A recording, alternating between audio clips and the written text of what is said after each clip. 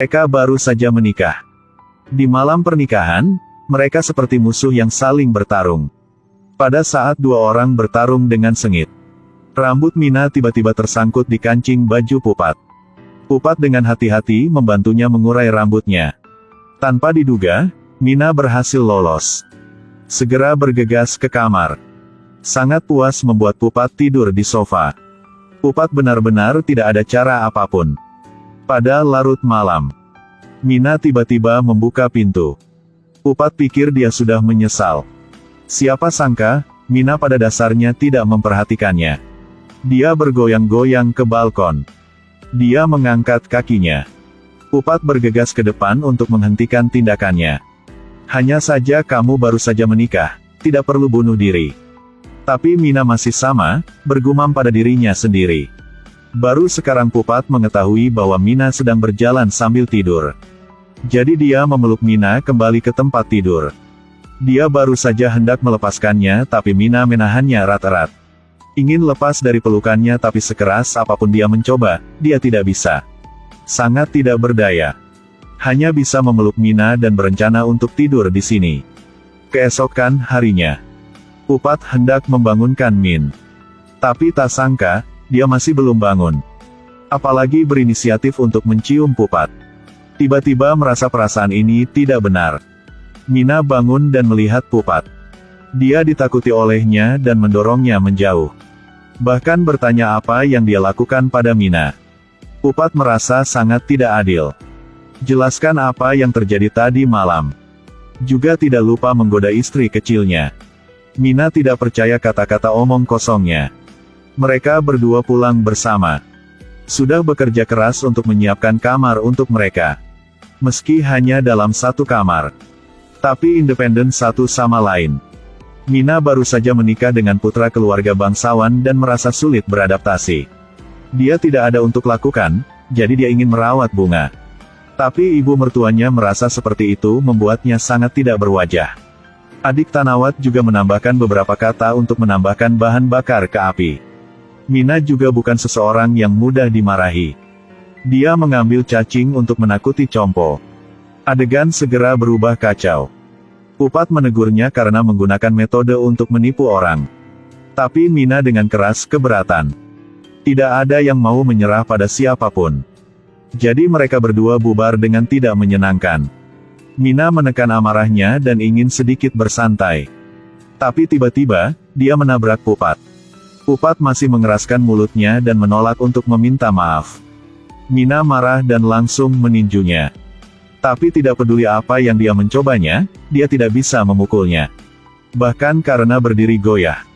Jadi dia jatuh ke pangkuan Pupat. Suasana segera berubah menjadi sangat canggung.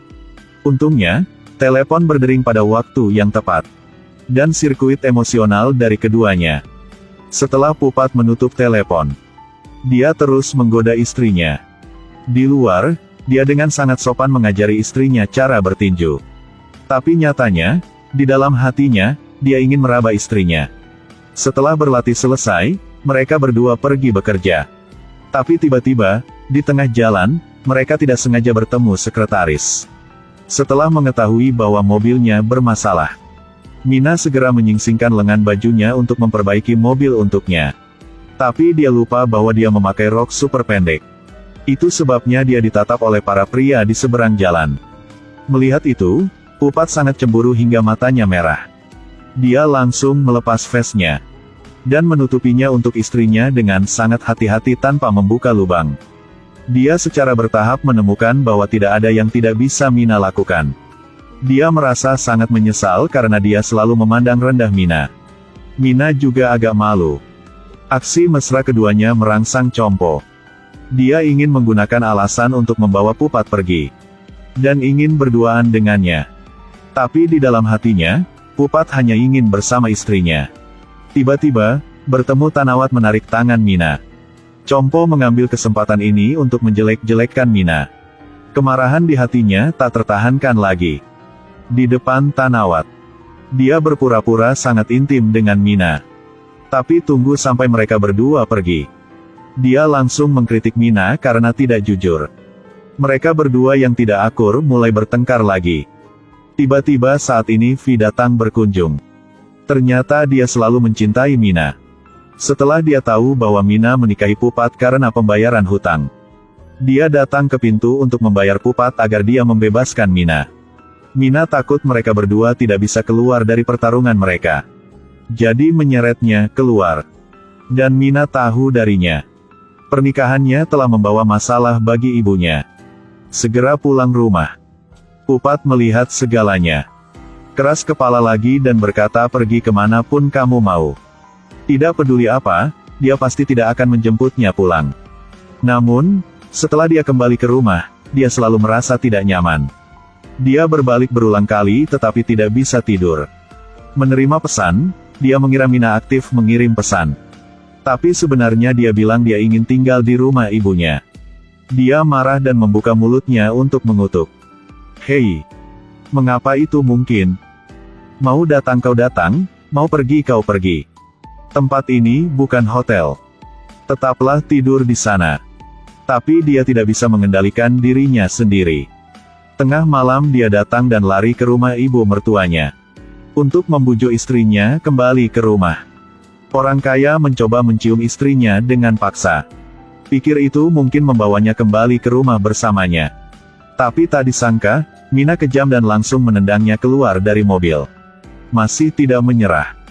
Di malam hari dia menyelinap ke rumah ibu mertuanya lagi. Tapi tak disangka, dia dikira pencuri jadi dia dipukuli.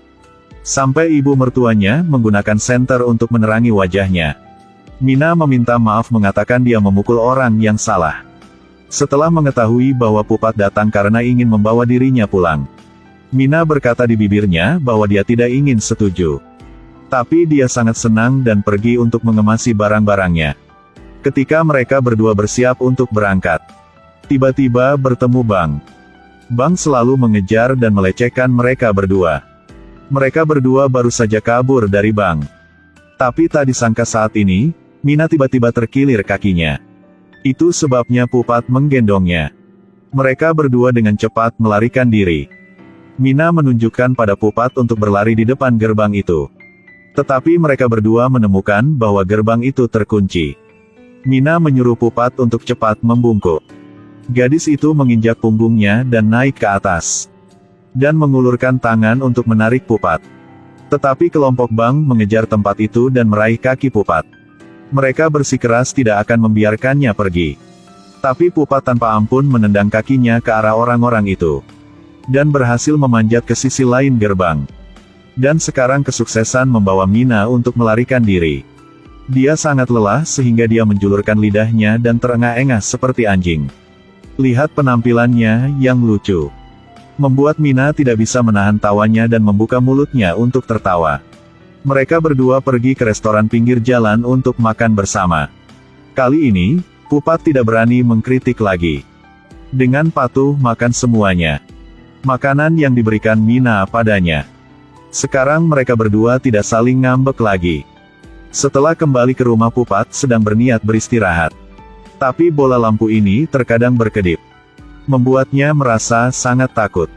Dia pikir itu karena Mina mengolok-oloknya. Ingin mendekat untuk berdebat dengannya. Berbalik, dia melihat wajah seperti wajah iblis. Wanita yang hidup itu meraih lehernya. Membuatnya takut sampai dia terus menangisi ayah dan ibunya. Lihat ketakutannya. Mina tidak mengolok-oloknya lagi. Tapi apa yang baru saja terjadi membuatnya terobsesi. Jadi dia memegang tangan Mina dengan erat dan tidak berniat melepaskannya. Mereka berdua menghabiskan malam dengan damai seperti itu. Keesokan harinya ketika Mina bangun, dia sekali lagi menemukan dirinya terbaring di pelukan Pupat. Dia segera duduk dan memarahi Pupat. Pupat menjelaskan bahwa mereka hanya tidur berpelukan selama 1 malam. Ia pun tak lupa memuji kecantikan cantik sang istri. Muka Mina jadi kemerah-merahan. Dia langsung mengusir Pupat keluar. Tapi kemudian dia takut dengan wajahnya yang merah panas. Ada perasaan yang tak terlukiskan di hatinya. Pupat di sini juga sama. Dia menemukan bahwa dirinya di sebelah Mina. Tidak dapat mengendalikan hatinya. Dia juga merasa penuh energi saat bekerja. Tetapi tidak mengetahui bahwa ini mengancam Tanawat. Karena untuk mencegah Pupat menjadi lebih baik, Tanawat ingin membunuhnya. Untungnya, Mina tahu tepat waktu dan mendorong Pupat sehingga tidak ada masalah. Tapi dia sendiri terluka. Pupat bergegas membawanya ke rumah sakit. Untungnya, keadaan darurat tepat waktu sehingga hidupnya tidak dalam bahaya. Dia ingin berterima kasih kepada istrinya karena telah menyelamatkannya. Dia merawat Mina dengan hati-hati. Tapi tindakan itu tiba-tiba menjadi sangat intim. Membuatnya merasa tidak mampu beradaptasi. Jadi Pupat sabar dan membujuknya. Dia dengan lembut memeluk istrinya. Tapi masih belum bisa mengucapkan kata-kata di hati. Tiba-tiba Vi mendorong pintu dan masuk. Melihatnya menyentuh tangan Mina. Dia sangat kesal di dalam. Dan mulai berdebat dengan Vi. Tanpa diduga, saat ini, Compo juga masuk ke kamar rumah sakit. Dan dengan cemas bertanya apakah Pupat terluka di mana saja. Sekarang giliran Mina yang merasa tidak nyaman di dalam. Mereka berempat di tempat itu bersama-sama sangat aneh. Terutama Pupat dan Mina. Mereka diam-diam marah satu sama lain. Tapi berpura-pura sombong dan tidak mengakuinya. Compo semakin intim dengan Pupat. Mina lembut dengan Vi. Pupat tidak bisa menahan lagi. Segera meninju Vi. Mereka berdua langsung mulai berkelahi. Mina segera menghentikan perilaku Pupat. Bahkan tidak peduli dengan cederanya dan mengusirnya keluar. Pupat naik pitam keluar dari kamar. Pulang rumah. Dia tidak berhenti melampiaskan amarahnya ke dalam karung. Dan mengutuk Vi. Dia meninju begitu keras hingga berdarah dan tidak ada cara untuk menenangkan amarahnya. Ayah kaya ini langsung mengenali pikiran anaknya. Jadi dia membantu putranya membuat rencana untuk mengejar istrinya. Tapi di luar dugaan ini terlihat oleh ibu kaya. Dia bertekad untuk tidak membiarkan Mina menjadi menantunya yang sebenarnya.